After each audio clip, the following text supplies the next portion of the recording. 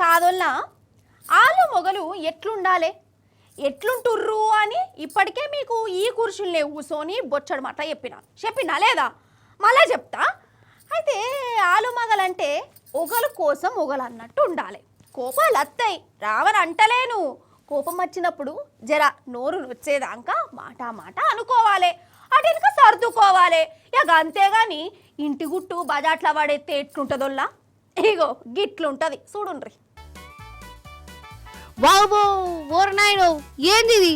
ఓ అక్క జర సైడ్ కుండా రాదు. ఓహో అస్సలు ఇంటలేదు కదా ఈ అక్క. దెబ్బలు తినేటోడు దారిన పోయే దాన్నయ్యనో ఈమెను చెడాయించిన దేడిది మగ్గాడో కాదు, ఆమె పెనిమిటే. ఆలు మొగల పంచాయతీ పెనిమిటిని పట్టుకొని నడి రోడ్డు మీద ఇయ్యర దంచుతున్నది కదా. అయ్యో వీళ్ళకు లగ్గమై తిప్పి కొడితే 3-4 నెలలు కూడా అయితలేదట. కానీ అద్వరసంది వీళ్ళ నడుమ తాపకోసారి కీసులు ఆటలు అయితేనే ఉన్నాయట. ఇక పంచాయతీ కోర్టు దాకా పోయిందట కాదు, ఇడుపు కాగితాలు తీసుకునే వరకు పోయిందట ఇలా పంచాయతీ. కానీ ఆడ కూడా వీళ్లకు ఒగలంటే ఒగలు పల్లె కథమిగా. మళ్ళేమైందో ఈ అక్క పెనిమిటి గల్ల పట్టుకొని కొట్టనే కొట్టిందులా.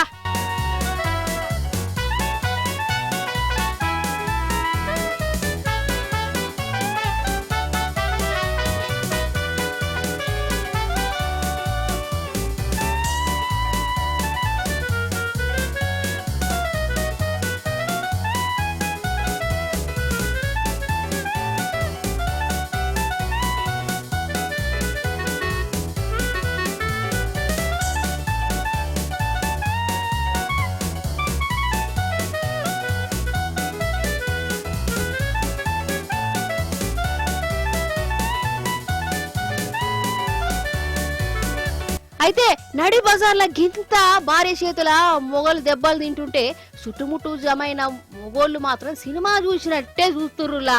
ఒక్కలంటే ఒక్కలు కూడా ఆపుతలేరు.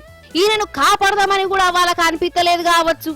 ఈమెనేమో కొట్టుడు మాత్రం ఆపుతలేదు, కొరుకుడు చెప్పు తీసుడు. వావు అక్క దగ్గర అర్ధ గంట సేపు కొడతనే ఉన్నదట. ఇక గీ మగ మనిషి కాపాడేటందుకు లాస్ట్ కు ఆడోలే దిక్కేరు. మన లేడీ పోలీసు అలక్కలు వచ్చి వీళ్లను వేరు చేసిరట. ఆమెను సంజాయించి పెనిమిటిని పెద్ద ఆపతి నుంచి అవతల పడేసిరట. ఇక ఇది చూసినవా ఈ దేశంలో ఈ మొగోళ్లకు రక్షణ లేకుండా అయిందని భార్యలతోనే గోసొచ్చిందని రాగాలు తీస్తుర్రు.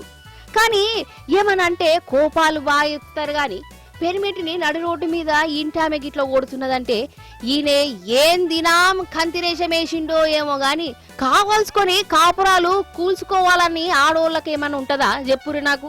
ఈమెను ఎంతగానం గోసబుచ్చుకున్నాడో ఏమో అని ఓపిక పట్టి ఇక వీనితోని ఏంది నాకని గిట్లా చేసింది రివర్స్ అయింది కూడా కావచ్చు. మరి అంతే కదా, గిట్లనే అనిపిస్తున్నది మరి నాకు.